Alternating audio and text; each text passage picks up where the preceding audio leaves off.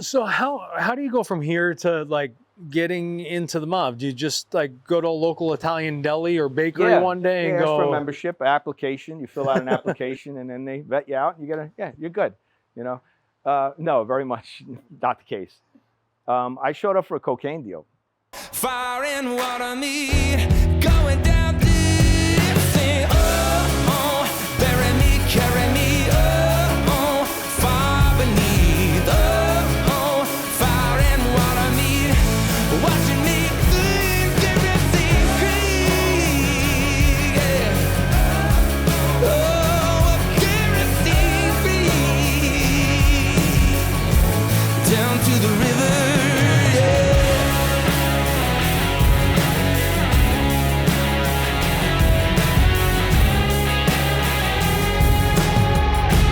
Down to the river. So I finally got to meet this guy in person. What was that? Probably about a month or so ago. Yeah. First, if you've never seen the show before, it is called Sheepdog and Shepherd. The purpose of the show is to have conversations about the impact of God and faith in law enforcement, because law enforcement and law and order are at their very core biblical. So I'm Kyle. I'm one of the hosts. My name is Greg. I am the co-host, and I am the pastor of prison campuses and first responder ministry at the Church of 1122. And you are also?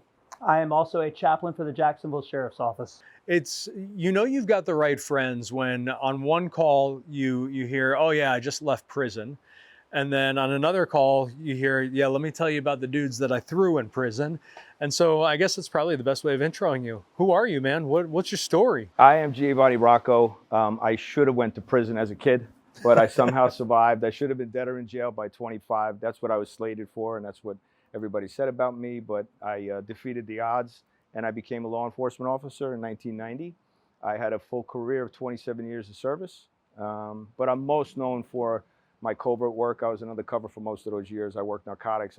I started off as a street patrol officer, walking the beat, in a city in Jersey.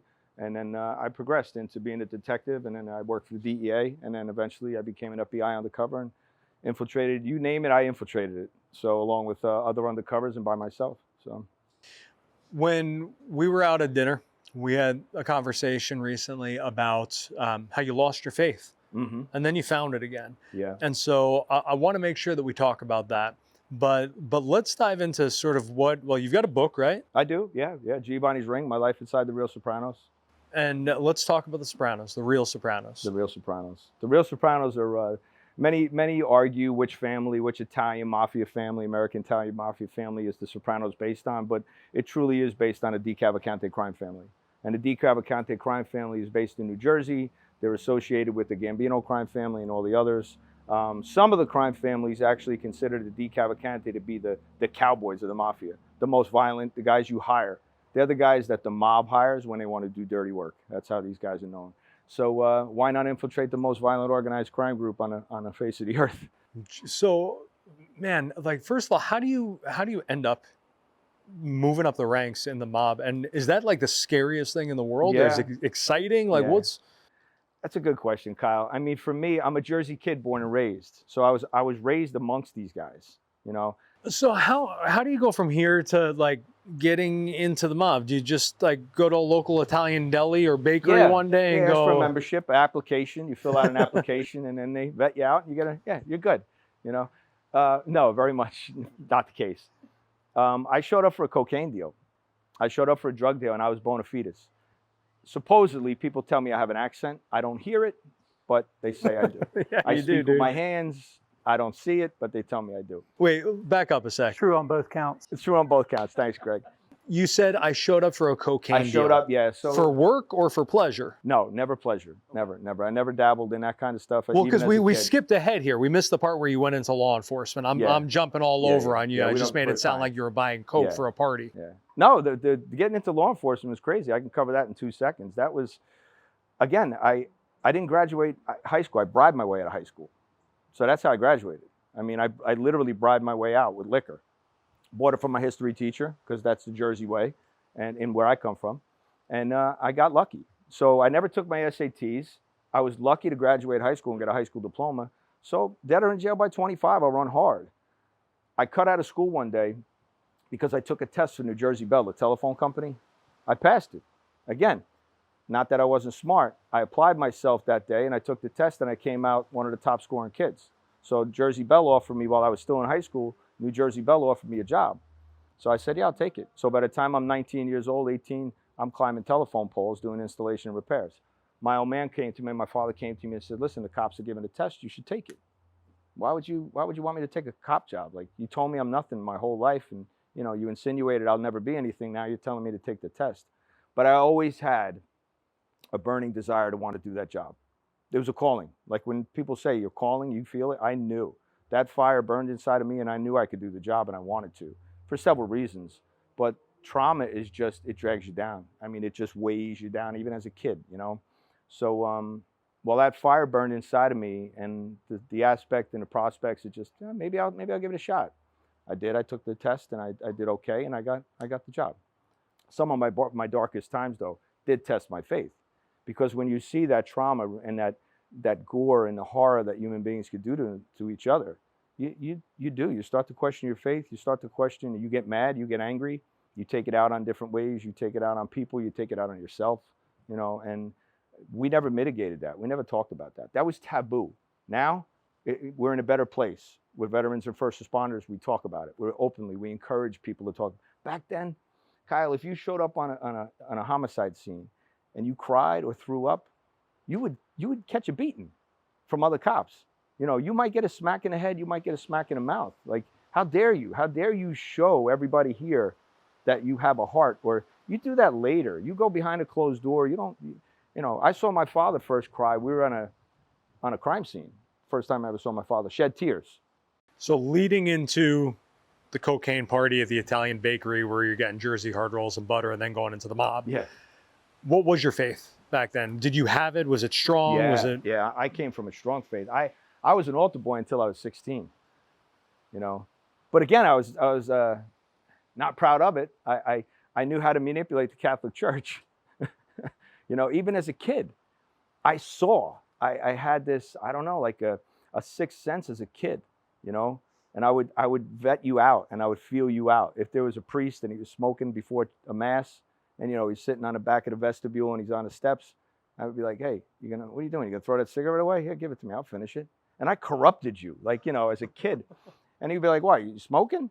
You're 10 years old. You shouldn't be smoking. And I was like, so when you're immersed in it, I was the head altar boy at 16 years old in my church. So I'm born and raised Catholic. I had a very strong faith family. To this day, that drives my family. You know, my mom was a Catholic, a strong Catholic. My dad's side was. You know, we had to go to church every Sunday. I went to Catholic school until I got thrown out. You know, my brothers and sisters got thrown out because I was asked to leave my behavior. You know, it's crazy, man, because I'm still getting to know you, learning about you and your story. And so much of what you've shared out at dinner, even here, like when you said, oh, so there I was about to buy some Coke. I was an outlaw biker. I at times sit there and go, was he an outlaw biker like for work or like during his run and gun phase? And it seems that over the years, you've had to assume so many other identities that my question is, how do you know who you really are? Because in the beginning of my undercover career, I would pick my identity. You know, I can make believe I'm somebody. But then as I advanced and I matured my mental state of being operational, I knew no matter what name I had, no matter what persona I was or what religion I portrayed, whatever it was. You know, I played a white supremacist, I played a biker, I played a gangster, I played a terrorist, I played whatever it was. You're dealing with me. You really meet the true me. You know, whoever Giovanni is in here, I might change my last name, but the way I dress, you're going to meet that guy, right? Somebody once told me, you can't mess up you. That's the best training I ever had. You can't mess up you. Didn't use those exact words. I don't want to use them for your platform, but you can't mess up you. But who is you?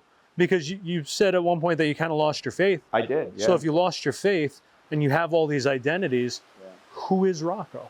So I am who I was growing up. I was reunited with my faith after 9/11. I know the exact time when I watched the buildings come down, everything happened. I lived right there. My wife's father was in the buildings. You know, he perished with his men. And then it was the effects after. It wasn't just the events of 9/11.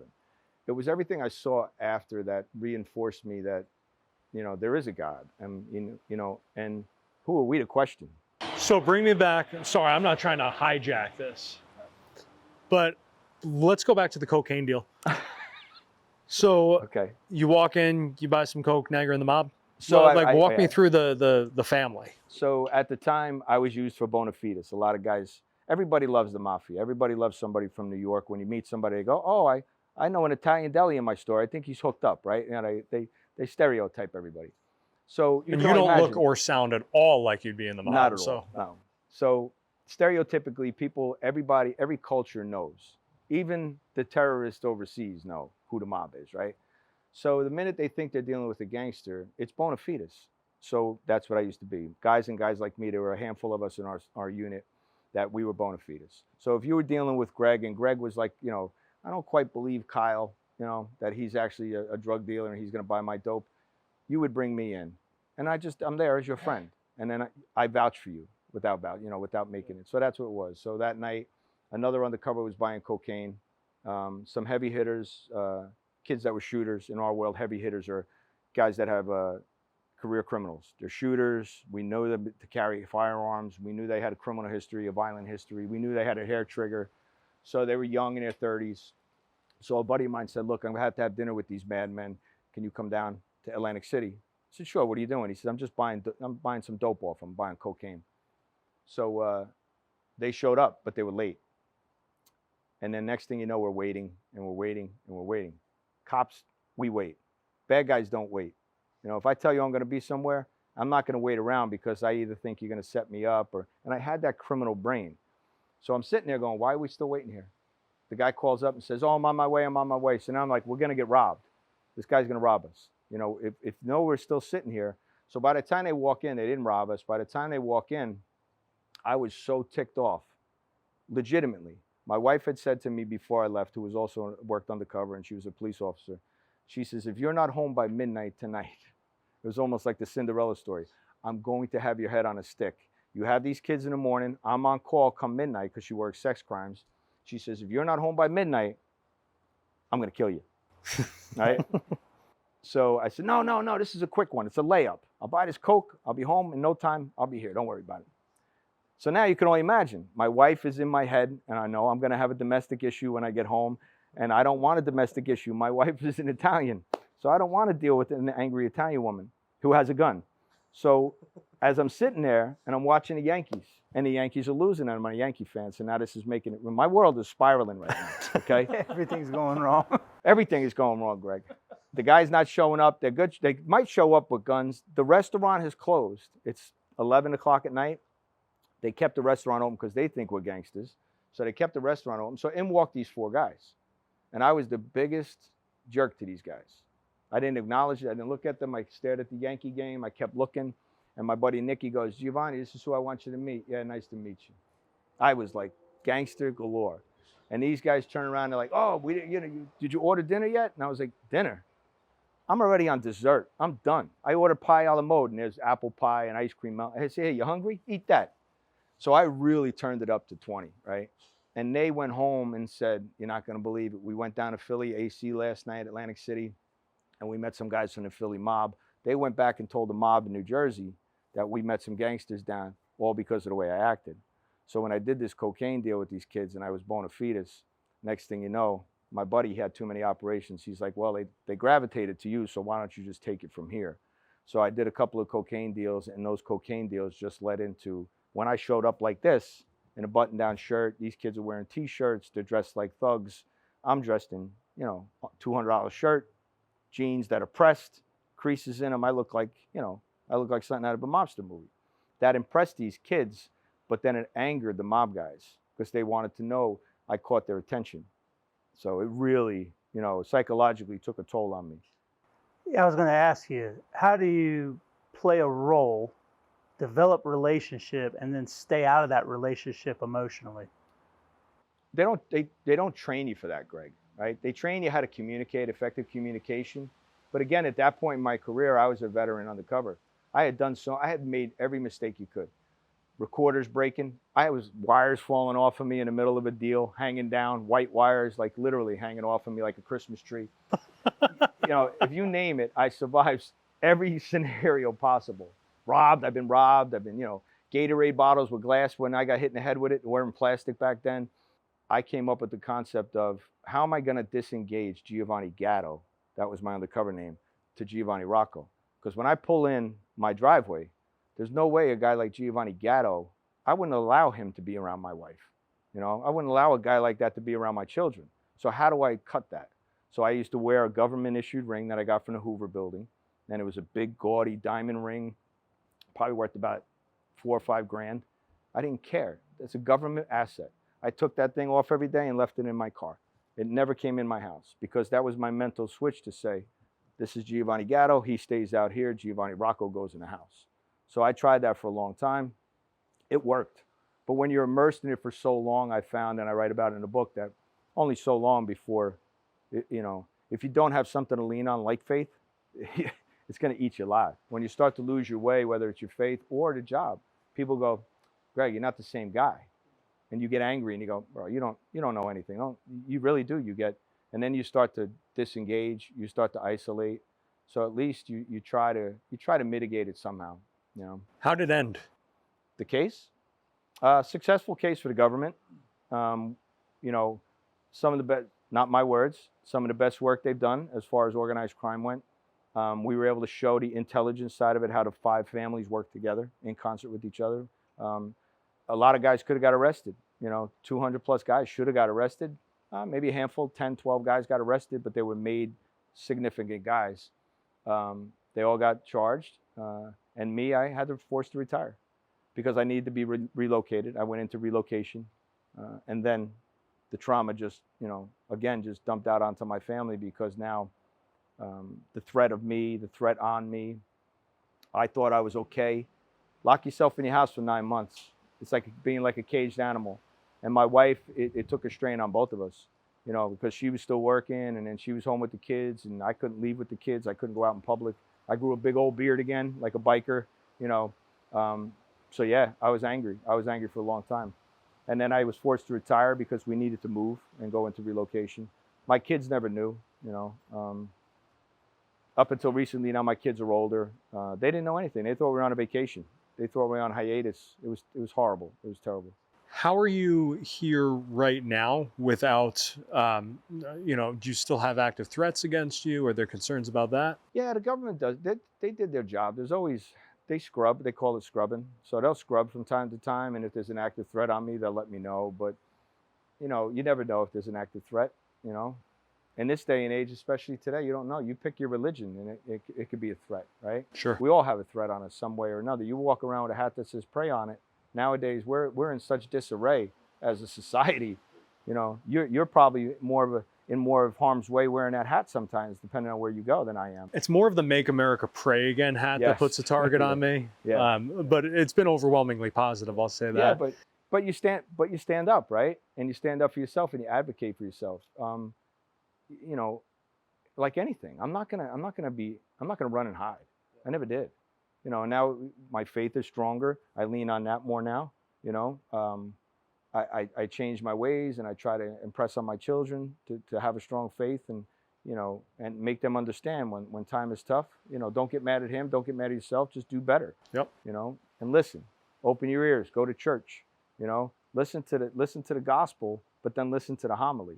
Between those two, there's always, it's no coincidence. Like I laugh all the time and I say to people now, like, just go sit in church. And then when they read you the gospel, tell me if it's not applicable to what's going on at that moment in your life. No doubt. Every single week. That's not a coincidence. Yeah. Well, I think so many people find their identity in their job, their career, their money, their family, their status, their house. And it's not until you find your identity in Jesus that you realize who you really are. Yeah. As a man, as a husband, as a father. And when you make that the center of everything that you do, then it changes the entire game. Yeah. I want to talk before we wrap on when you infiltrated the Black Panthers. Yeah. How'd you do that? That's a bit of a story. That was while I was infiltrating the Mafia. I was called down to an office in our division and headquarters, and they had a plan on, there was a case where we were after a particular individual that's on the top 10 most wanted, and it had to do with the Panthers. So they need to find a black undercover, an African-American undercover. So they asked my opinion. Who should we use? Who do we have in our unit? Who would be a good? And I said, nobody, you're crazy. Like, and just thinking out loud, I said, you can't, that's crazy. You can't pick somebody because of the color of their skin. Like, you got to think outside the box. Guys, why am I teaching you this? You know? And I just literally sat there, and I didn't berate them. I was just like, no. You're going about it all wrong. Dude, you got to find somebody, a different culture. Like, you got to go in because they're going to want to vet you. They're going to want to know who you are, where you're from, kind of like the mob, right?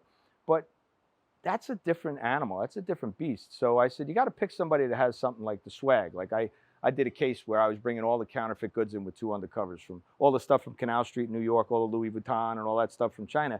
We were bringing it in and clearing it in containers in a different case. So when I'm talking out loud, I said, you need somebody like that, like a Chinese or Asian, somebody of descent, or somebody, you know, a Middle Eastern guy or Italian guy. And they bit, and they were like, all right, great. So when can you do it? So again, very much like addiction, you know, I never said no. My addiction to adrenaline didn't allow me to say no to cases. So I was like, all right, I'll do it. So what I did was, and I see where you're going. I said, all right, give me a $100,000 Mercedes. You know, they operated on the most violent street in broad daylight at the time in New Jersey. And it was known for the most shootings, daytime shootings. So, you know, here I roll up, and I put on my tuxedo, you know, I got my jumpsuit on, my I don't want to be, well, they call it an Italian tux, right? You know, it's the Adidas warm-up suit, the shower shoes, the white slippers. I put on all my jewelry, and I put all my hardware, and, you know, $30,000 watch, and I am blinged out. Like, I am ripe for the armed robbery. So what I did was I roll up, and they had a little kiosk, like a little thing on a street corner where their vendors were selling their stuff, and it was kind of like the swag, the knockoff stuff. So I walked in, I got a cup of coffee, and I came out like I was waiting for somebody, and I took my car. And oh, by the way, when I pulled up my Mercedes, I left it running in the crosswalk, parked it illegally, left it running, and went inside to get a 50-cent cup of coffee from this little bodega.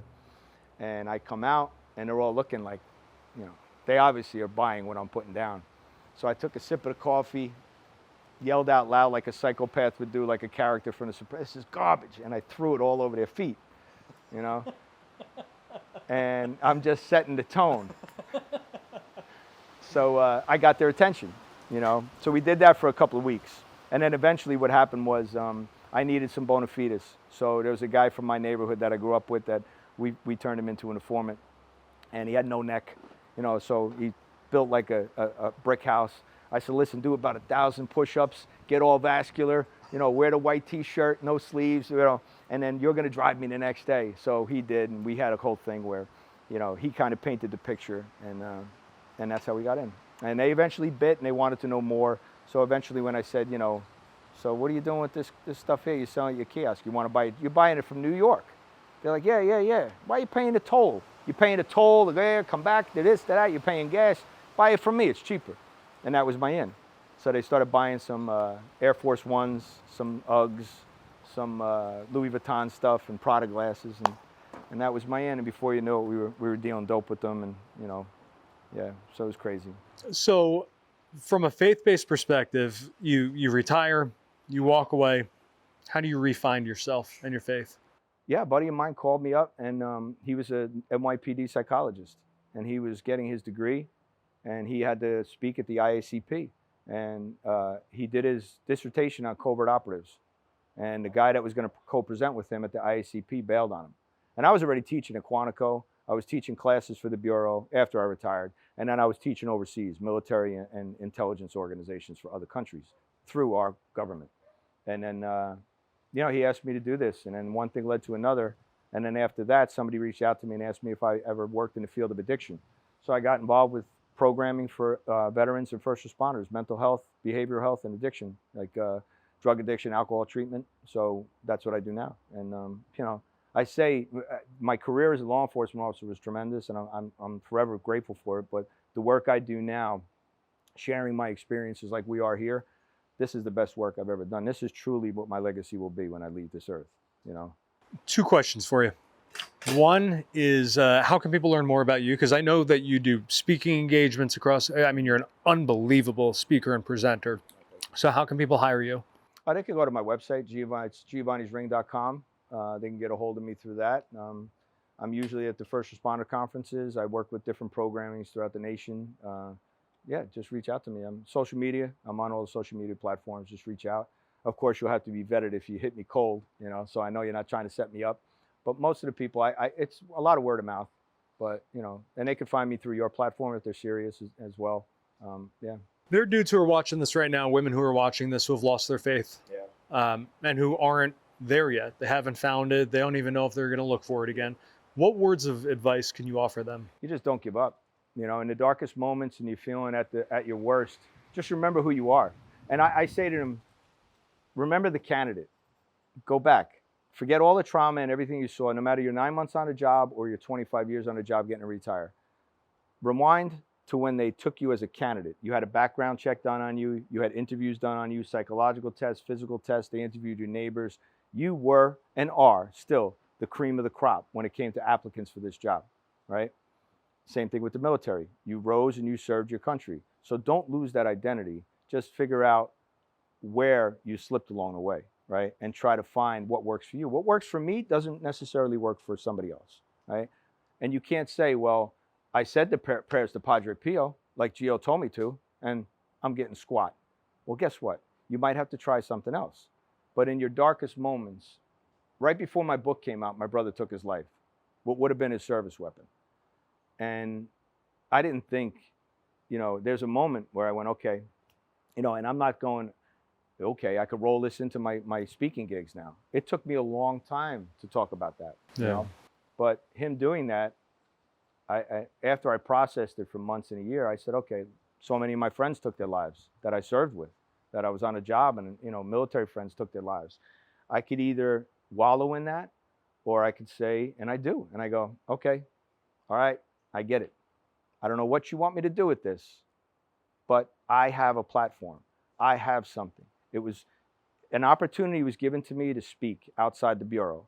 And then I spoke publicly. And now I have this book, which listen, if anything, I never read a book, like let alone write one, you know, but it's a beautiful thing to have that platform. But now how do I use it for better? And what do you do with your skills? When you ask me, what did I do? Listen, you have all these skills. It's never as dark and bleak as you think it is. What's the name of the book again? Giovanni's Ring, My Life Inside the Real Sopranos. And where can people buy it? Amazon, Barnes & Noble, online. It's on audio. And you can get it on my website as well if you want an autographed copy. Do you do the Audible for it? I didn't. No. They asked me to, and that's a task in its own. I tried, and I wrote the book verbatim with and you know, I dotted every I and crossed every T with my co-author, and it's tough. It's tough to read it because you do have to be an actor. You know, there's something you said there at the end that I think is sage advice for every husband and wife watching this show too. Remember the candidate. Yeah. Right? Remember who we were when we were trying to woo our significant other, when we were a new dad or a new mom. Remember the candidate. That's some great advice. Remember it. And you said something about spouses, and I'll finish up with this, Kyle, if you allow me. The job is not that important. One thing I learned is you leave this job with a handful of friends. We have brotherhood. I meet people in law enforcement now, and they are truly my brothers and sisters. But when you leave this job, it's with a handful of friends that are that close to you. It's like, but you lean on your family, you lean on your faith. You'll have that till the day you die and the day you're called home. You know, they'll be there. So, all right, parting thoughts? Yep, absolutely. We talked a lot about identity today, and Giovanni said something a few minutes ago. He said the job is not that important. I think what he meant by that is it's not as important as the things that really matter in our lives, like our families and our identity. I would just encourage you, if you're a first responder and you're watching, make sure you understand where your identity is rooted. Your identity is not rooted in your job. It's not rooted in your career. If you're a believer, just understand that your identity is rooted in who you believe and what you believe. That your identity is rooted, if you're a Christian, your identity is rooted in Christ. But we just want to encourage you, even if you're a civilian, understand where your identity is rooted. It is not rooted in what you do. It's rooted in what you believe. So, Giovanni, I just want to encourage you. Thank you for sharing your story with us today. it's been a tremendous blessing to me, and I'm encouraged by what we've heard today. I just want to thank you for being here with us. Thank you. Thank you for having me, Greg, and thank you for having me, Kyle. Parting My thoughts, pleasure. brother? No, I am humbled by sitting in this chair with you folks and where I'm at in life, and I appreciate the opportunity and anything I could do to serve my brothers and sisters. Like you said, civilians too, you touched on it. So it's not just my work now is just helping those that are in pain. You know, don't suffer in silence and don't suffer in pain. Reach out. There's too many resources out there. So, For sure. yeah, Awesome. yeah. Brother, love you, man. Thanks for being on the show. Thanks, Greg. Thank you, Absolute brother. pleasure. Thank you. Absolutely. Guys, this show, Sheepdog and Shepherd, it's not just for cops. It's not just for families of first responders. It's for every single one of you who loves and supports law enforcement and law and order, but for every single one of you who are broken, who are trying to figure out how to get by, who are trying to figure out what this world really means. We are on the pray.com platform because this is the largest faith-based app in the world, and we're just super grateful for the opportunity to continue to use our companies and our voices to serve and glorify God in everything that we do. So thank you for watching. Thanks for supporting the work that we do. Thanks for hitting that share button, telling all your friends about pray.com. Subscribe to Law Enforcement Today on here. God bless you all. God bless America.